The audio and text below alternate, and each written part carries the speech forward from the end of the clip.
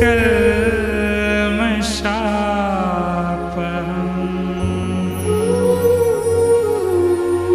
श्रवणमङ्गलम्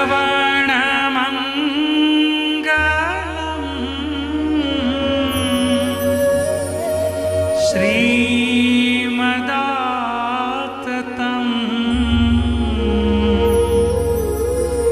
भुवि गृह्णन्ति ते भूरिदा जना।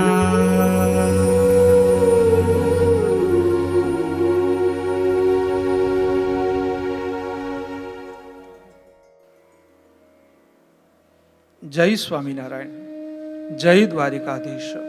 श्रीमद् भागवत कथा प्रथम स्कंद अथैकौन विंशोध्याय। परीक्षित का अनशन व्रत और सुखदेव जी का आगमन। सूत जी कहते हैं, राजधानी में पहुंचने पर राजा परीक्षित को अपने उस निंदनीय कर्म के लिए बड़ा पश्चाताप हुआ। वे अत्यंत उदास हो गए और सोचने लगे, मैंने निरपराध एवं अपना तेज छिपाए हुए ब्राह्मण के साथ अनार्य पुरुष के समान बड़ा नीच व्यवहार किया। यह बड़े खेद की बात है। अवश्य ही उन महात्मा के अपमान के फल स्वरूप शीघ्र से शीघ्र मुझ पर कोई घोर विपत्ति आवेगी।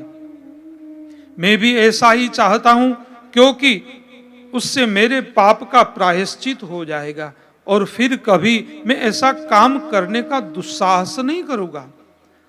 ब्राह्मणों की क्रोधाग्नि आज ही मेरे राज्य, सेना और भरे पूरे खजाने को जलाकर खाक कर दे, जिससे फिर कभी मुझ दुष्ट की ब्राह्मण, देवता और गौ माता के प्रति ऐसी पाप बुद्धि न हो। वे इस प्रकार चिंता कर ही रहे थे कि उन्हें मालूम हुआ ऋषि कुमार के शाप से तक्षक मुझे डसेगा। उन्हें वह धधकती हुई आग के समान तक्षक का डसना बहुत भला मालूम हुआ। उन्होंने सोचा कि बहुत दिनों से मैं संसार में आसक्त हो रहा था, अब मुझे शीघ्र वैराग्य होने का कारण प्राप्त हो गया। वे इस लोक और परलोक के भोगों को तो पहले से ही तुच्छ और त्याज्य समझते थे। अब उनका स्वरूपतः त्याग करके भगवान श्री कृष्ण के चरण कमलों की सेवा को ही सर्वोपरि मानकर आमरण अनशन व्रत लेकर वे गंगा तट पर बैठ गए। गंगा जी का जल भगवान श्री कृष्ण के चरण कमलों का वह पराग लेकर प्रवाहित होता है, जो श्रीमती तुलसी की गंध से मिश्रित है।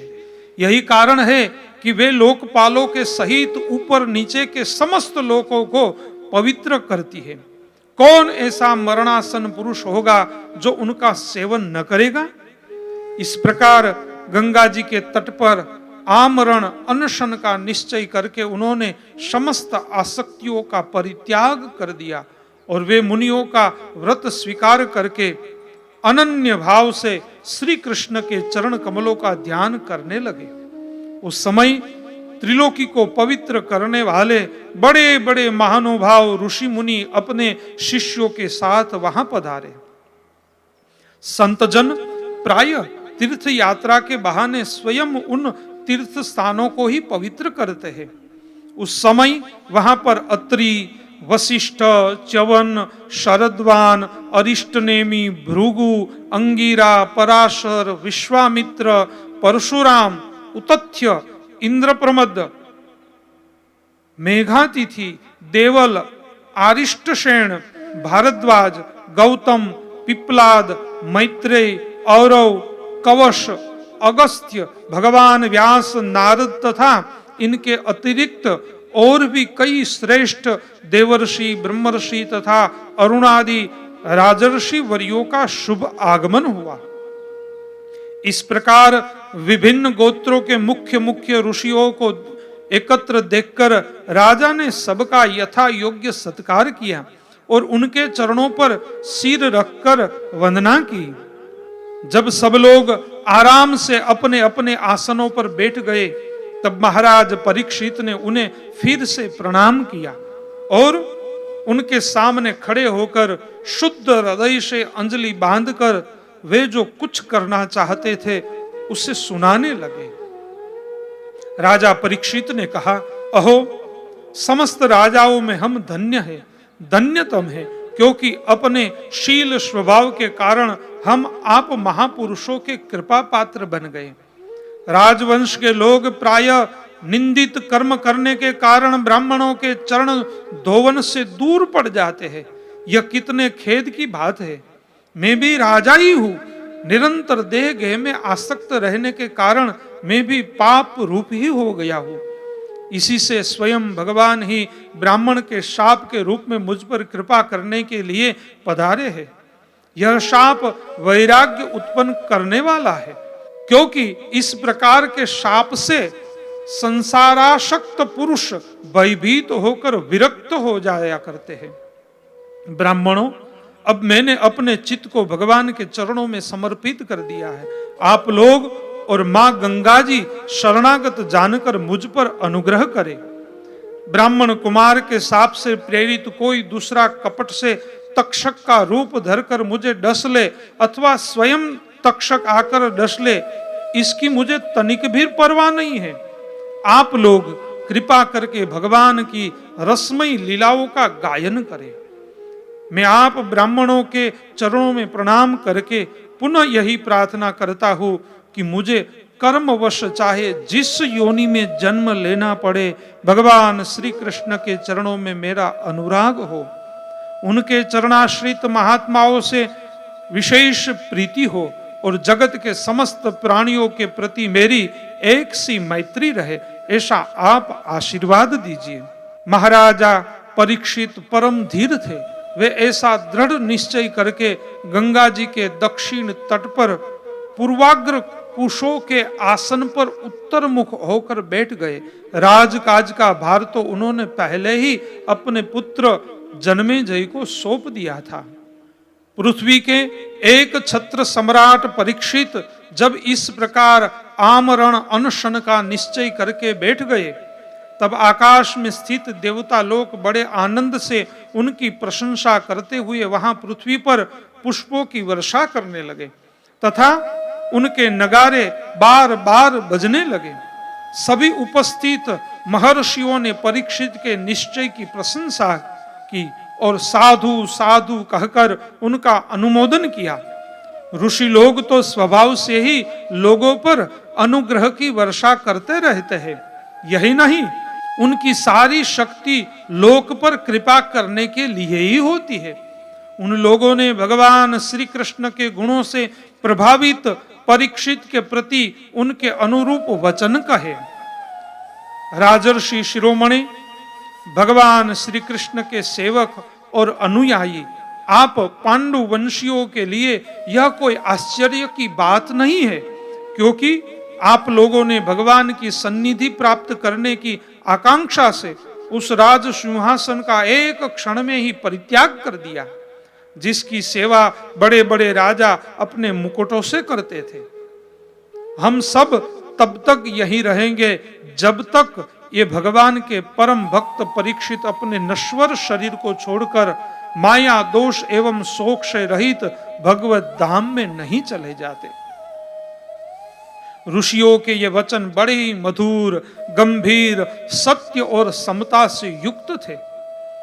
सुनकर राजा परीक्षित ने उन योग युक्त मुनियों को अभिनंदन किया और भगवान के मनोहर चरित्र सुनने की इच्छा से ऋषियों से प्रार्थना की। महात्माओं, आप सभी सब ओर से यहां पधारे हैं। आप सत्यलोक में रहने वाले मूर्तिमान वेदों के समान है। आप लोगों का दूसरों पर अनुग्रह करने की अतिरिक्त जो आपका सहज स्वभाव ही है, इस लोक या परलोक में और कोई स्वार्थ नहीं है। विप्रवरों, आप लोगों पर पूर्ण विश्वास करके मैं अपने कर्तव्य के संबंध में यह पूछने योग्य प्रश्न करता हूं। आप सभी विद्वान परस्पर विचार करके बतलाइए कि सबके लिए सब अवस्थाओं में और विशेष करके थोड़े ही समय में मरने वाले पुरुष के लिए अंतःकरण और शरीर से करने योग्य विशुद्ध कर्म कौन सा है? उसी समय पृथ्वी पर स्वेच्छा से विचरण करते हुए किसी की कोई अपेक्षा न रखने वाले व्यास नंदन भगवान श्री सुखदेव जी महाराज वहां प्रकट हो गए।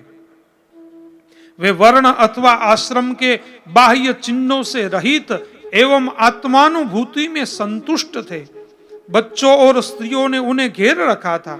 उनका वेश अवधूत का था। 16 वर्ष की अवस्था थी। चरण, हाथ, जंघा, भुजाएं, कंधे, कपोल और अन्य सब अंग अत्यंत सुकुमार थे। नेत्र बड़े बड़े और मनोहर थे। नासिका कुछ ऊंची थी। कान बराबर थे। सुंदर भौहें थी।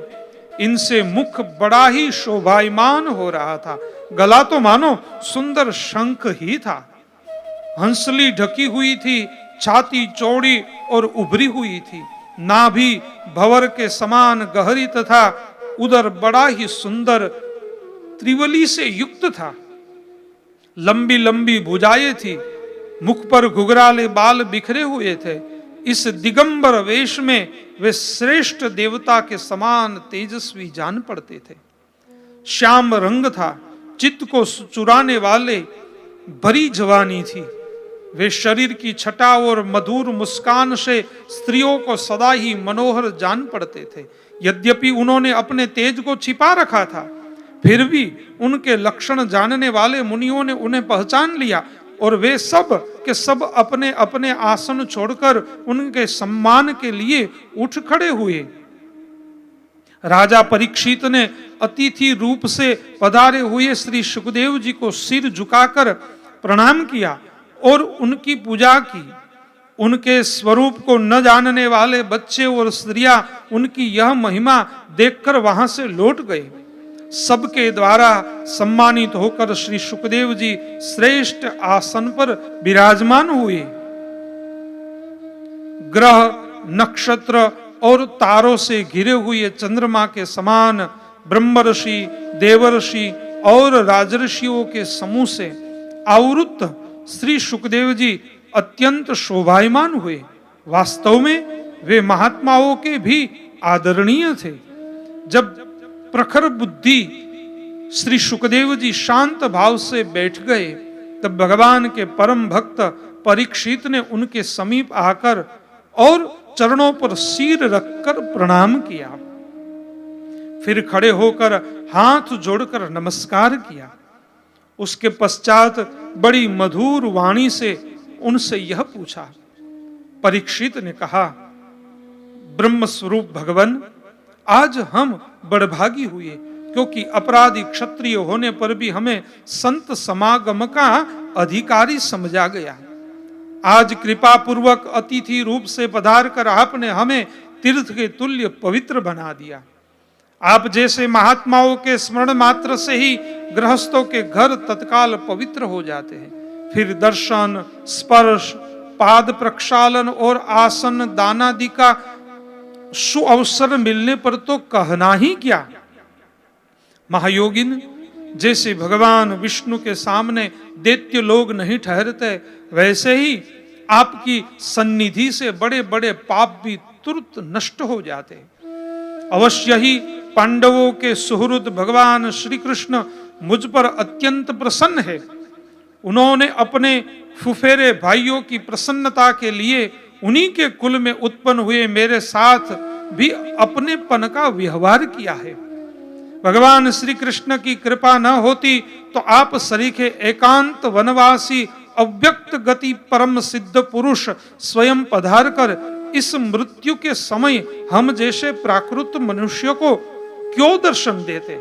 आप योगियों के परम गुरु है, इसलिए मैं आपसे परम सिद्धि के स्वरूप और साधन के संबंध में प्रश्न कर रहा हूं। जो पुरुष सर्वथा मरणासन है, उसको क्या करना चाहिए? भगवान, साथ ही यह भी बतलाइए कि मनुष्य मात्र को क्या करना चाहिए। वे किसका श्रवण, किसका जप, किसका स्मरण और किसका भजन करे तथा किसका त्याग करे। भगवत स्वरूप मुनिवर, आपका दर्शन अत्यंत दुर्लभ है, क्योंकि जितनी देर एक गाय दुही जाती है गृहस्थों के घर पर, उतनी देर भी तो आप नहीं ठहरते। सुत जी कहते हैं, जब राजा ने बड़ी ही मधुर वाणी में इस प्रकार संभाषण एवं प्रश्न किए, तब समस्त धर्मों के मर्मज्ञ व्यास नंदन भगवान श्री सुखदेव जी उनका उत्तर देने लगे। इति श्रीमद् भागवते महापुराणे वैयासिक्याम अष्टादश सहस्र्याम पारमहंस्याम संहितायाम प्रथम स्कंधे शुकागमन नामेकोनविंशोऽध्याय समाप्त। इति प्रथम स्कंद समाप्त। जय स्वामीनारायण, जय द्वारिकाधीश।